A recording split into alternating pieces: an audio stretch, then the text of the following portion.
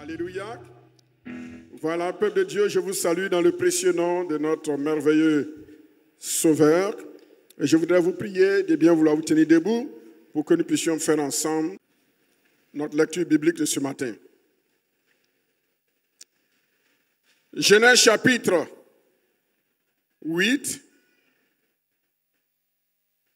à partir du verset 15 à 22.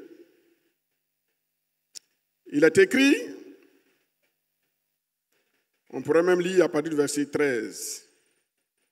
L'an 601, le premier mois, le premier jour du mois, les eaux avaient séché sur la terre. Noé ôta la couverture de l'arche et regarda, et voici la surface de la terre avait séché. Le second mois, le 27e jour du mois, la terre fut sèche. Alors Dieu parla à Noé en disant, « Sors de l'arche, toi et ta femme, tes fils et les femmes de tes fils avec toi. Fais sortir avec toi tous les animaux de toute chair qui sont avec toi, tant les oiseaux que le bétail, et tous les reptiles qui rampent sur la terre, qu'ils se répandent sur la terre et qu'ils soient féconds et multiplient sur la terre. » Et Noé sortit avec ses fils, sa femme et les femmes de ses fils. Tous les animaux, tous les reptiles, tous les oiseaux, tout ce qui se meut sur la terre, selon les espèces, sortirent de l'arche. Noé bâtit un autel à l'Éternel. Il prit de toutes les bêtes pures et de tous les oiseaux purs, et il offrit des holocaustes sur l'autel. L'Éternel sentit une odeur agréable, et l'Éternel dit en son cœur, « Je ne maudirai plus la terre à cause de l'homme, parce que les pensées du cœur de l'homme sont mauvaises dès sa jeunesse. Et je ne frapperai plus tout ce qui est vivant, comme je l'ai fait. » Le verset que nous allons retenir est le suivant. Disons-le ensemble. 1, 2, 3. Tant que la terre subsistera, les semailles et la moisson, le froid et la chaleur, l'été et l'hiver, le jour et la nuit ne cesseront point. Amen. Veuillez vous asseoir. Alléluia. C'est un bon texte. Nous venons de lire un texte merveilleux et ce texte nous parle d'une expérience merveilleuse que Noé a faite avec sa famille et sa belle famille. À travers ce texte, je vous propose le thème suivant, les décrets royaux, ou si vous voulez, les décrets divins, fruits d'une offrande d'action de grâce royale. Vous savez que le livre de la Genèse est le livre des commencements. Toute vérité biblique et théologique que nous allons trouver dans le Nouveau Testament a toujours son ADN, a toujours sa racine, a toujours son origine dans l'Ancien Testament, en général. Et de façon plus précise, dans les 5 premiers livres de la Bible qu'on appelle le Pentateuque, les 5 livres écrits par Moïse, type de Jésus-Christ dans l'Ancien Testament. Ne faites pas des histoires de palabres sur des doctrines pour lesquelles vous n'allez pas trouver une souche, un ADN dans le Pentateuque. Toutes les grandes vérités doctrinales ont leur source, ont leur origine, ont leur gène dans ces 5 livres, les 5 premiers livres de la Bible qu'on appelle le Pentateuque. Penta qui veut dire 5 rouleaux. Le salut a son origine dans l'Ancien Testament, dans le Pentateuque. Quand Adam et Ève ont péché, Dieu va tuer un animal et il va prendre la peau de cet animal pour revêtir Adam et Ève. C'était là le symbole, la typologie, ce qui préfigurait Jésus, l'agneau de Dieu, qui allait être tué pour l'humanité tout entière. La relation entre Dieu et l'homme trouve son origine dans l'Ancien Testament. Dieu descendait chaque soir pour faire le point avec Ève. Pour mesurer le temps, tout se trouve dans la Bible. Mais malheureusement, nous les hommes aujourd'hui, on a fait le contraire. La journée ne commence pas le matin. La journée commence le soir. Toute cette vérité, on trouve ça où? Dans le Pentateuque. Il a dit, il y eut un soir et il y eut un matin. Le problème que nous avons aujourd'hui, c'est-à-dire on a besoin d'être reformaté au niveau de notre intelligence, de notre cerveau. Pour nous, on pense que la journée commence le matin. Non, ça commence le soir.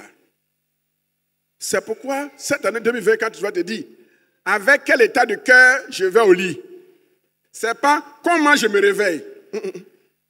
Dis à ton voisin, il faut changer. Mais pourquoi c'est la nuit, le soir, que la journée commence? C'est lié à la création. La nuit, quand tu dors, tu n'es plus au contrôle de toi-même. Qui prend le contrôle? C'est Dieu. C'est pourquoi avant d'aller au lit, il faut faire la paix avec Dieu. Parce que quand tu dors, tu n'es plus maître de toi-même, c'est Dieu qui contrôle tout. Tu peux mourir dans le rêve. C'est pourquoi il ne faut pas aller au lit avec la colère. Et cela est justifié dans le Nouveau Testament où Paul dit, ne permettez pas à ce que le soleil se couche sur votre... Vous voyez, la Bible explique la Bible. On ne peut rien inventer. Donc la Genèse est un livre important. En théologie, on appelle ça les vérités primaires. Les vérités primaires. Les vérités qui sont évidentes, qui n'ont pas besoin d'être démontrées, mais à partir desquelles découlent les autres. Donc ici, nous voyons l'importance de l'offrande d'action de grâce, parce que son premier fondement se trouve dans l'Ancien Testament et précisément dans le livre de la Genèse, le livre de la création. De quoi s'agit-il? À partir du verset 13, nous avons un petit résumé. Il a dit que Noé a été enfermé dans l'arche par Dieu. Dieu a décidé de punir le monde parce que le péché de l'humanité à cette époque avait atteint son paroxysme. Et Dieu punit. Mais Dieu a averti. Mais les gens du temps de Noé n'ont pas écouté l'avertissement. Comme aujourd'hui encore, nous prêchons la parole de Dieu. Nous enseignons, nous évangélisons. Mais le monde n'écoute pas la voix de Dieu. Et Dieu a dit à Moïse, à Noé, construis une arche. Mais comment construire une arche? Pourquoi? Il n'y a pas de pluie à cette époque, il ne pleuvait pas. L'eau sortait de la terre. Or, une arche, un bateau, et il est fait pour être sur l'eau. Mais il n'y a pas l'eau, et Dieu dit de construire une arche. Mon frère, où est ton problème? Est-ce que c'est Dieu qui t'a parlé? Si c'est Dieu qui t'a parlé, mais exécute. Noé a été un homme de foi. Hein? C'est comme aujourd'hui. On a besoin de 500 millions, 450 millions à 500 millions pour terminer le temple. Mais quand nous-mêmes on voit dans nos poches, il n'y a rien. Tu n'as rien. Et malgré cela, Dieu veut que tu fasses une promesse. C'est ça la foi. Il n'y avait pas d'eau, il ne pleuvait pas. Dieu dit, il faut construire une arche. Est-ce que Noé a discuté avec Dieu? Mais pourquoi nous aujourd'hui on discute avec Dieu? Non seulement on n'a rien, on n'est rien, on ne vaut rien et on discute avec Dieu. Pourquoi nous faisons comme ça? Dis à ton voisin, pourquoi toi et moi on est comme ça? Ouais, c'est pas toi seul, moi-même je suis dedans aussi. On discute trop avec Dieu. Pourquoi? Parce qu'aujourd'hui, on ne marche plus par la foi, mais on marche par la vue. On veut voir ce qu'on a dans le compte d'abord avant de promettre à Dieu que je vais te donner ceci. Ça, ce n'est pas une offrande par la foi. C'est une offrande par la chair, par le raisonnement, par la raison. Ce matin, je vais booster votre foi. Je ne veux pas susciter l'émotion en vous. L'émotion, elle a sa place, mais l'émotion ne sauve pas. Mais je veux une foi authentique. Où ce dimanche, nous allons appeler à l'existence ce qui n'existe pas. Depuis que nous avons commencé le FAC, on n'a même pas encore eu la dîme de ce qu'on cherche. Ce n'est pas une honte, ça. Mais c'est la première fois dans cette église où le lancement, on n'a même pas encore eu 20 millions, 25 millions. C'est la première fois depuis que le FAC, j'ai organisé le FAC et que le FAC a amorcé son ascension. C'est la première fois qu'on commence le FAC et puis on est encore dans les jetons.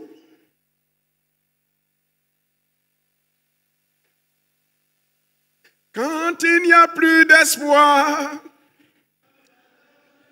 et méprisé, crois et sois confiant, il pourvoira à tout.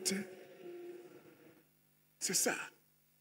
L'année passée, on a fait un FAC extraordinaire. Et Dieu était content de nous. Mais cette année, c'est le contraire. Est-ce que nous devons perdre courage? Non. Le Dieu qui a fait hier, il est capable de faire encore aujourd'hui. Et le Dieu que nous servons est un Dieu qui nous a appris à aller de gloire. Ton offrande de l'année passée doit être inférieure à ton offrande d'action de grâce de cette année. Et celle de l'année prochaine sera encore supérieure à celle que tu as faite cette année. Aller de gloire en gloire. Mais on ne voit rien à l'horizon. Il n'y a pas d'eau. Dieu nous dit de construire un bateau. Quel est ce Dieu? C'est le Dieu de la foi. Et Noé, chaque jour, construit son arche. Et les gens se moquaient de Noé. Celui-là, il a pété le plomb. Si on était à cette époque, on a dit non, il a perdu le réseau. Quand même, Noé. Et puis même certains pasteurs allaient le voir et dire, Noé, toi aussi. Dieu nous a donné l'intelligence. Depuis que Dieu a créé le monde, est-ce que tu as une fois vu qu'il a plu? Mais Moïse revient à la réalité. Il y a des femmes qui disent à leur mari, chérie, il faut revenir à la réalité. Tu sais qu'on n'arrive pas à joindre les deux bouts et tu veux faire une telle promesse. Si ce n'est pas la femme, c'est l'homme qui dit à la femme, chérie, sois réaliste. Quand ça va chauffer là, c'est sur moi que ça va retomber. Tu sais qu'on n'arrive pas à joindre les deux bouts. Tu connais nos dettes, tu connais nos responsabilités. Notre travail ne marche plus comme avant, l'entreprise n'est plus comme avant. Et avec ça, tu veux faire de tes promesses. Dis à ton voisin, ne sois pas comme les gens du temps de Noé. Dis voisin, ne décourage pas mon action de grâce. Ne décourage pas ma foi. Et Noé n'a pas écouté les gens de son époque. Noé avait une famille. Lui, sa femme, ses 3 enfants et leurs épouses. Ils étaient 8 dans l'arche. Quand le salut entre dans une famille, le salut n'est pas seulement pour la famille, mais le salut doit s'étendre à la belle famille. Et les 8 montent dans l'arche. Dieu dit, Noé, parce que tu as cru en moi, l'heure est venue où je vais juger le monde. Mais toi et ta belle famille, vous ne serez pas jugés parce que vous avez cru en moi. Rentrez dans l'arche. Mais prends chaque espèce de végétal et d'animaux qui existent sur la terre et mets-les dans l'arche. Et tout ce qui se trouvait à cette époque-là, Noé a mis dans l'arche. Et la main de Dieu a fermé. La Bible déclare, quand Dieu pose une action, qui peut aller contre? Quand Dieu ferme la porte, personne ne peut l'ouvrir. Ainsi Dieu ferma la porte sur Noé, sa famille et ses biens. Alors, Dieu déclencha la pluie qu'on appela le déluge. Pour la première fois, il va pleuvoir. Pour la première fois, l'eau va tomber du ciel. Et cette eau diluvienne va être appelée le déluge. Le déluge, il va pleuvoir pendant 40 jours, 40 nuits. Et l'arche de Noé va commencer à flotter sur l'eau. Quand les gens ont vu que ce que Noé leur avait prêché était devenu réalité, ils voulaient maintenant venir, mais c'était déjà trop tard. Vous qui nous suivez, il y a un temps, il faut rentrer dans l'arche. Il y a un temps, il faut obéir à la parole de Dieu. Car il y a un autre temps où il sera tard de vouloir mettre la parole de Dieu en pratique. Il faut faire chaque chose selon le temps de Dieu. Il faut faire chaque chose selon le temps de Dieu. Frères et sœurs, nous sommes dans le temps de Dieu, dans une saison où nous devons manifester une grande foi. Une grande foi. Noé au secours, la porte a déjà été fermée par Dieu. Noé seul, avec sa famille et sa belle famille, se trouve préservé. C'est pourquoi le chiffre 8, je vous ai toujours enseigné, c'est le chiffre du salut, c'est le chiffre du choix de Dieu. Le choix de Dieu, David était le 8e fils. Le chiffre 8, c'est également le chiffre de Jésus qui est ressuscité le premier jour de la semaine, la nouvelle semaine, c'est-à-dire 7 plus 1, ça fait 8. 8, c'est le chiffre du salut. Les 8 sont sauvés. Et la Bible nous dit que Noé et sa famille, cachés dans l'arche, vont y rester pendant un long moment, jusqu'à ce que tout meure sur la terre.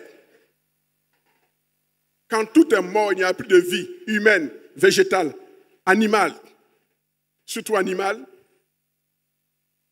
Dieu va décider d'ouvrir l'arche. Et la Bible nous dit, avant cela, Noé va envoyer 2 oiseaux. Un corbeau d'abord, le corbeau est parti, il est revenu. Deuxièmement, une colombe. La colombe revint à lui le soir. Et voici une feuille d'olivier arrachée était à son bec. Noé connut ainsi que les eaux avaient diminué sur la terre. Il attendit encore 7 autres jours et il lâcha la colombe 2e fois. Mais la colombe ne revint plus. C'est pourquoi la colombe est le symbole de la paix. La colombe, c'est le symbole de la paix. Et elle avait dans son bec une feuille de figuier. La feuille de figue, dans la Bible, est le symbole de la paix. C'est pourquoi les Grecs et les Romains ont pris les feuilles de figuier pour faire la couronne de leur lauréat. Tout cela vient de la Bible.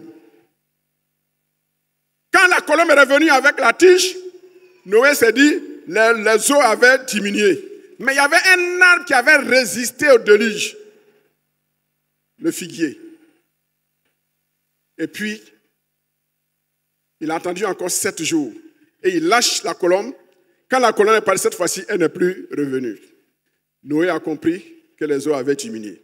Et c'est pourquoi la Bible nous dit, l'an 601, le premier jour du mois, les eaux avaient séché sur la terre.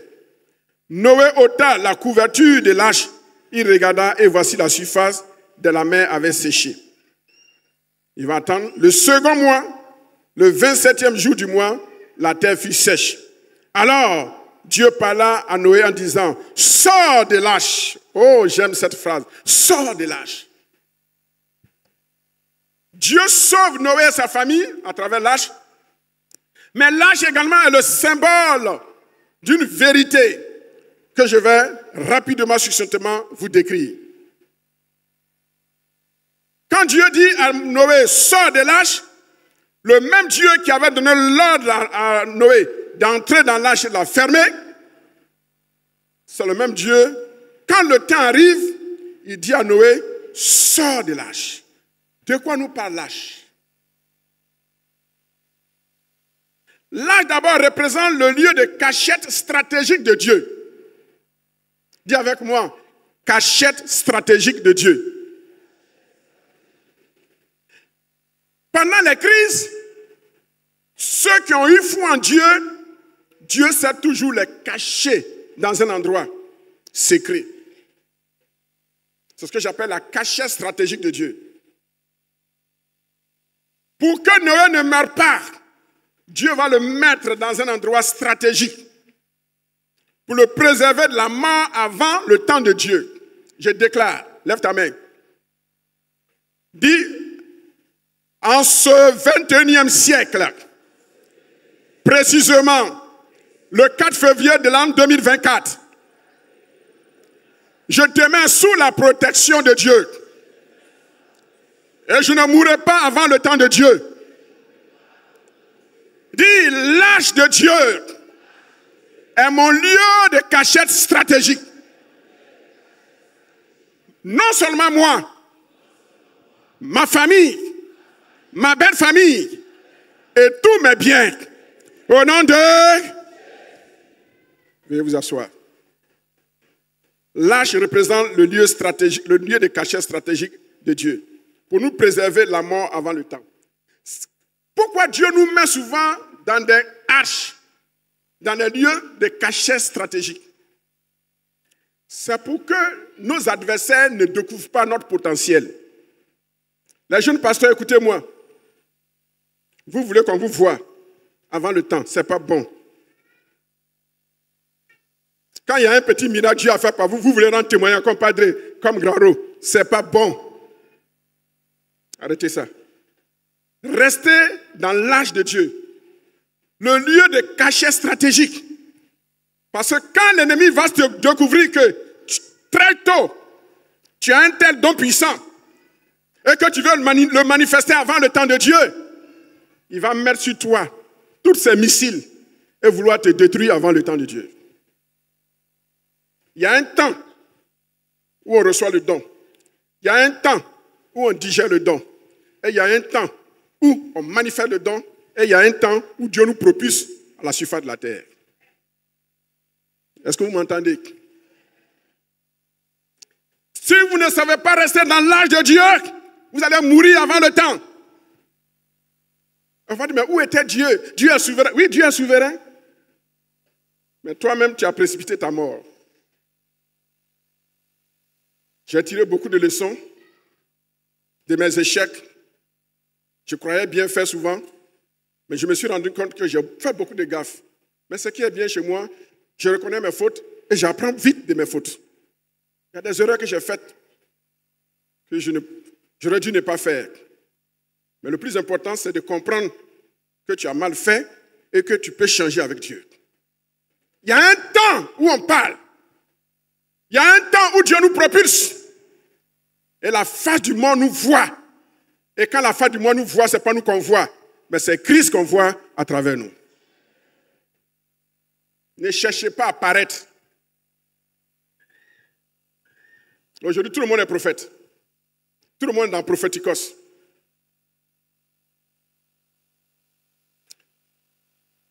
La cachette, l'âge de Dieu, est une cachette stratégique.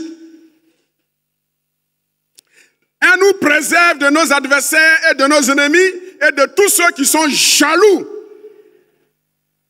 envers nous, contre nous, et tous ceux qui voudraient saper notre étoile. Jésus lui-même qui est Dieu est fait homme. Dieu l'a caché en Égypte. Il était dans l'arche comme ça. Dieu l'a caché. Pour que Aaron ne le tue pas, ses parents et lui, Archélaïs ne le tue pas, ses parents lui ont fui où? En Égypte. Il y a un moment, il faut savoir fuir. Et quand le temps de Dieu est arrivé, Dieu dit à ses parents, retournez. Ils retournent. Mais quand ils retournent en Israël, ils ne vont pas dans la ville, Jérusalem, où était le roi d'alors. Ils vont où? Il va se cacher à Nazareth. C'est pourquoi on l'a appelé le Nazaréen. Sinon, Jésus n'est pas de Nazareth. Mais c'est la sagesse. Il faut savoir fuir. Ne cherche pas à te donner un nom avant le temps. Tu mérites un nom, on ne te donne pas. Ce n'est pas grave. Laisse Dieu. En une seconde, en une minute, en une heure, il peut te propulser, il peut te faire rattraper le retard de combien d'années que tu as perdu. L'Arche de Dieu. Noé et sa famille y étaient cachés. Troisièmement, l'arche représente le lieu de cachette momentanée appelé la parenthèse divine. Qu'est-ce que la parenthèse divine? Tu commences bien dans le ministère, dans le travail, dans ton entreprise, et brusquement, tout à coup, soudain, une parenthèse s'ouvre.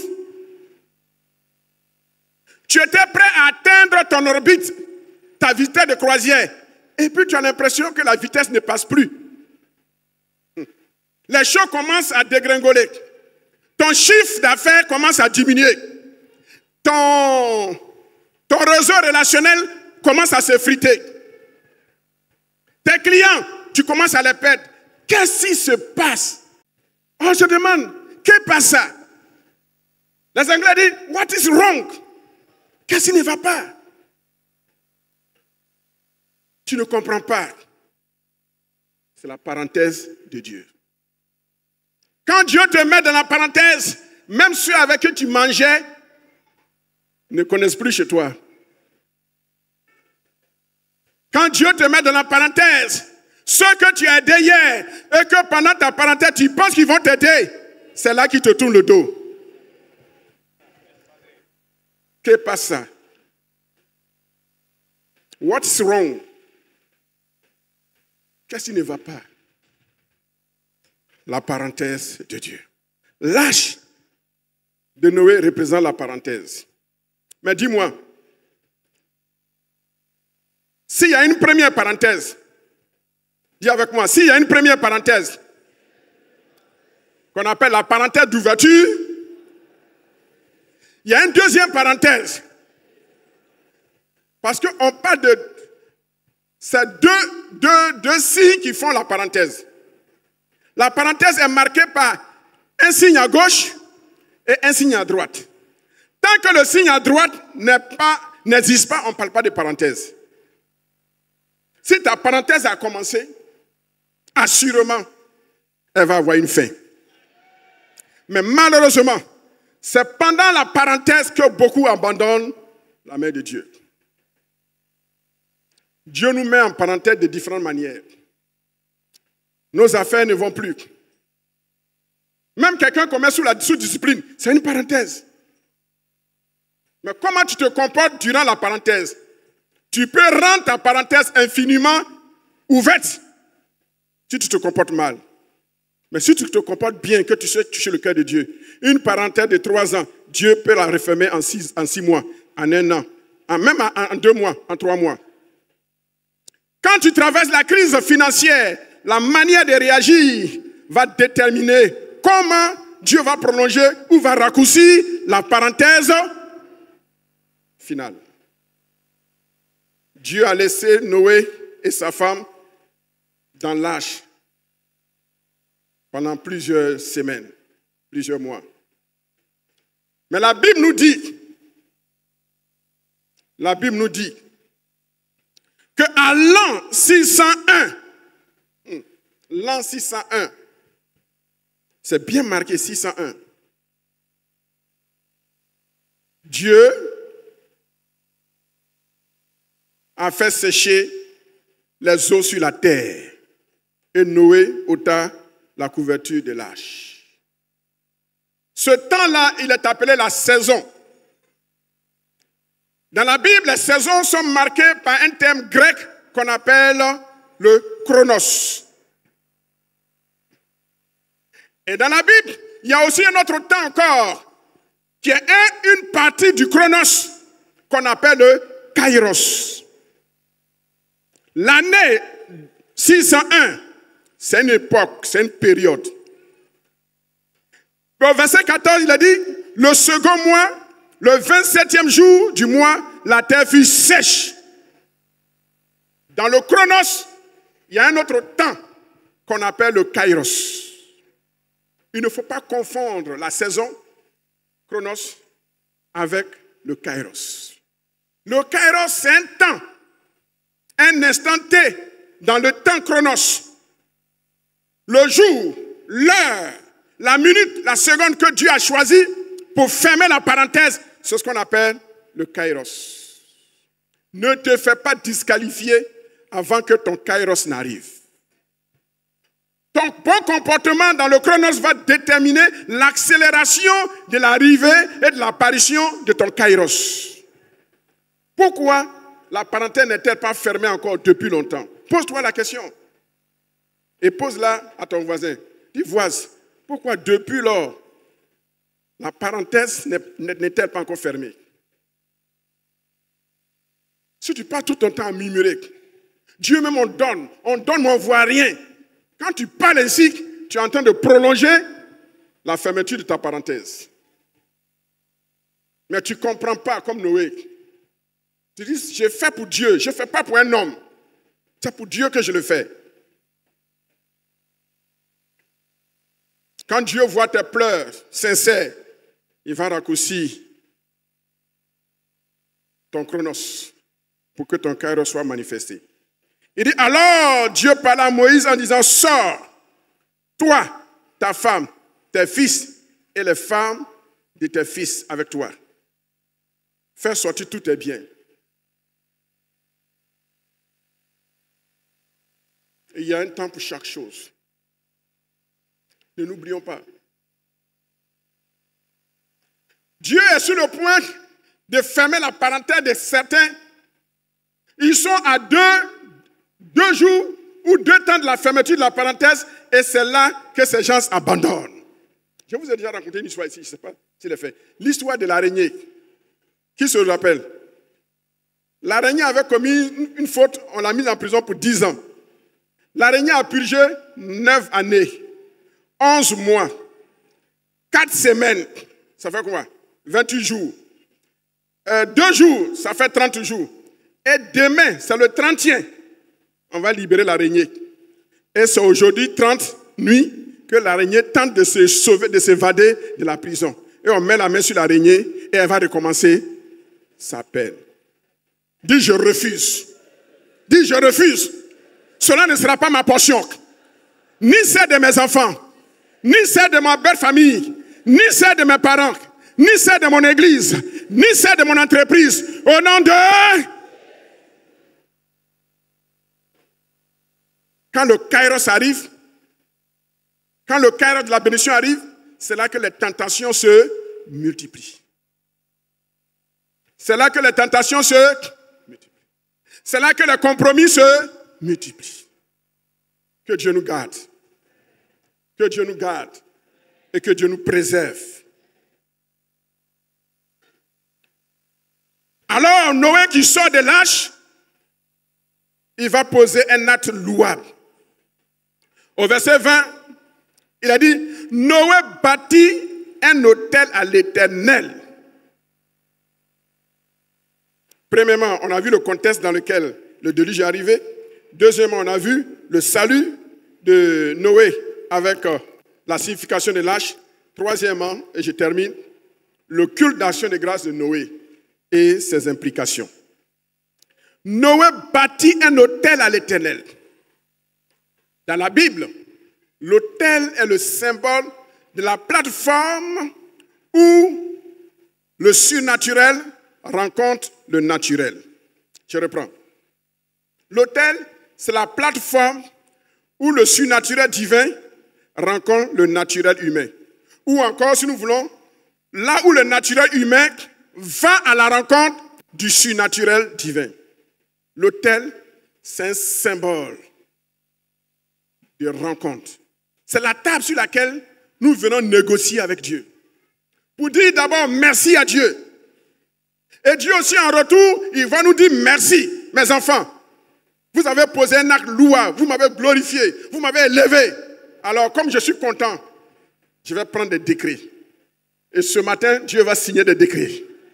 Dieu va signer des décrets pour le pays, Dieu va signer des décrets pour notre église, Dieu va signer des décrets pour chacun, Dieu va signer des décrets pour notre famille, pour notre famille, pour notre travail, pour nos biens, pour nos comptes. Des décrets vont être signés. Mais mardi, ne manquez pas. Je vous veux en présentiel. Mardi, je vais vous montrer le mystère de l'autel. Mardi, je vais vous enseigner sur quoi? Le mystère de l'autel. Qu'est-ce qui se passe sur l'autel? Quel type de transaction qui s'opère sur l'autel?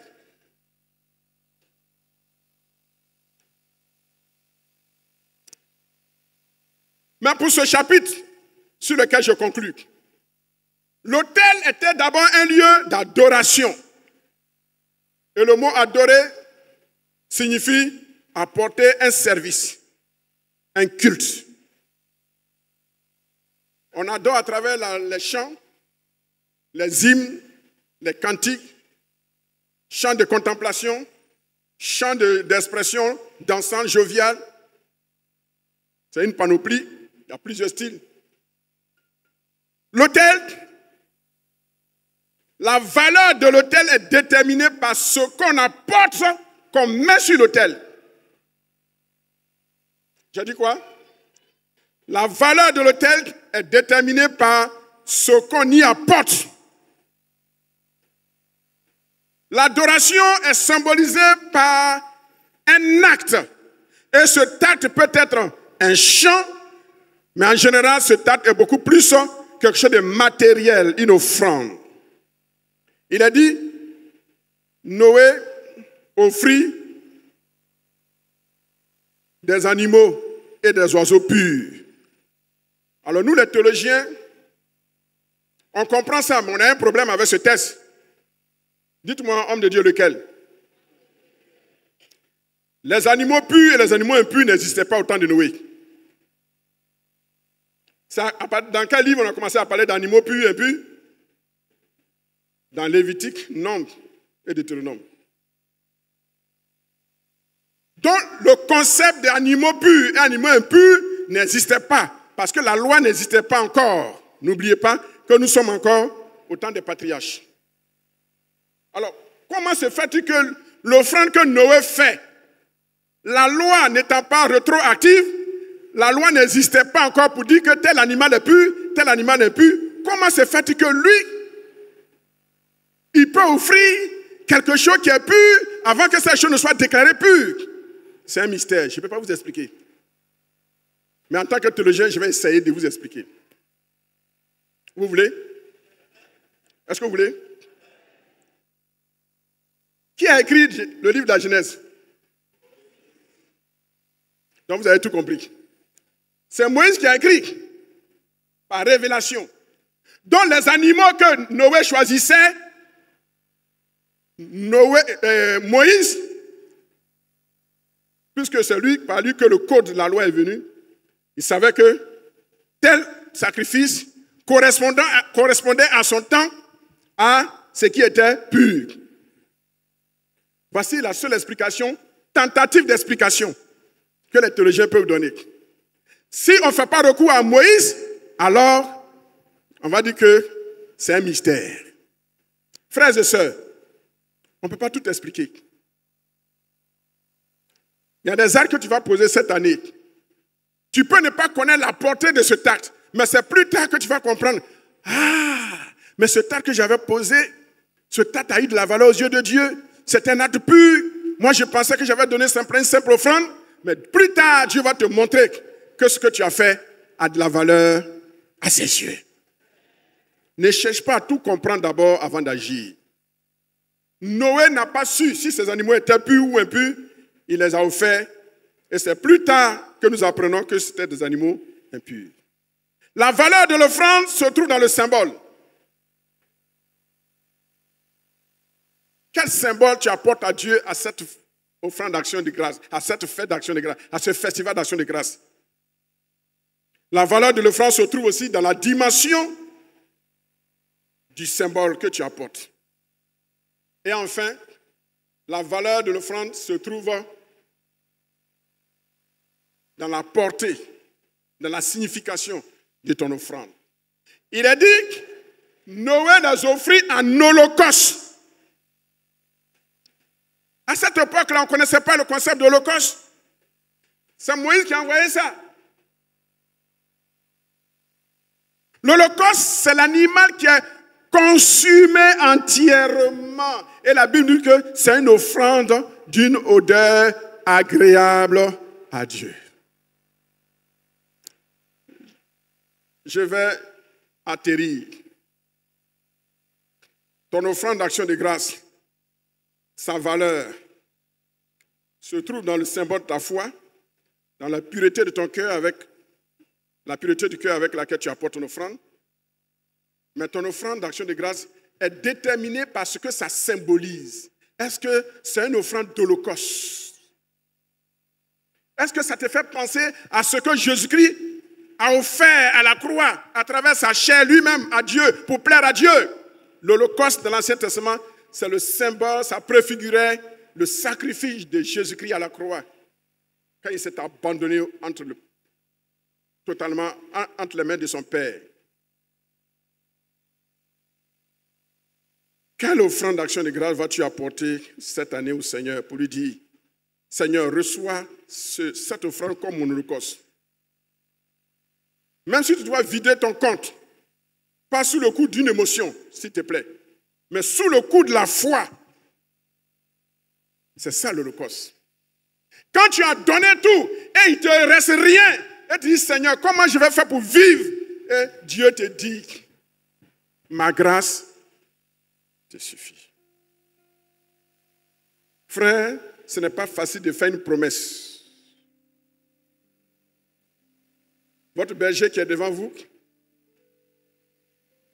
je me dis, mais pourquoi j'ai déclaré un tel montant devant tout le peuple? C'est vrai, j'ai voulu créer la foi en vous et j'ai voulu vous donner l'exemple. Le berger doit donner l'exemple.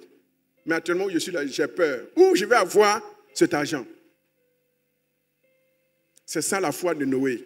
Il n'y a pas d'eau, mais tu fais lâche parce que la pluie va tomber. Et comme les autres fois, il ne m'a pas abandonné, cette année, il ne m'abandonnera pas. Comme les autres années, il ne t'a pas abandonné, cette année, il ne t'abandonnera pas. Déclare la parole seulement. Et Dieu s'occupera de son accomplissement. Construis-moi une arche. Aujourd'hui, Dieu nous dit, construis-moi, achève le temple que tu as commencé. Peuple de Dieu, achève le temple que tu as commencé. Et Dieu sait que El Kabod, vous pouvez le faire. Dieu sait que El Kabod, vous pouvez le faire. Quand les femmes de cette église sont mobilisées, elles font trembler les femmes, les hommes. Mais les hommes de cette église se sont levés et ils disent qu'il va y avoir compétition, une saine compétition entre eux et les femmes. Mais c'est dur, hein, frères et sœurs. Quand je vois les résultats là, je pleure. Mais en même temps, je ne sais pas quoi. J'ai une sérénité dans mon cœur. Là où les gestionnaires ont peur, mais j'ai une sérénité. Je dis, ne vous en faites pas. Je connais mon peuple. Il a une communion avec le Seigneur. C'est difficile, mais le peuple va réagir. Je vous dis, dans les offrandes, au cours d'une offrande, École du dimanche a battu les hommes. Je n'ai pas voulu vous dire ça. École du dimanche. Pour la première fois que je suis dans cette église, c'est là que l'école du dimanche, car même si on dit Écodim a battu dans l'offrande les hommes. La jeunesse lutte avec les hommes. Mais quand je vois comment ils balancent ces résultats, il y a de quoi être attristé. Mais je ne sais pas, j'ai une paix intérieure. Et quand j'ai une paix intérieure comme ça, c'est que Dieu est avec moi. Je sais que nous allons relever le défi. Il n'y a pas d'eau, Mais Dieu dit, construisez-moi une hache.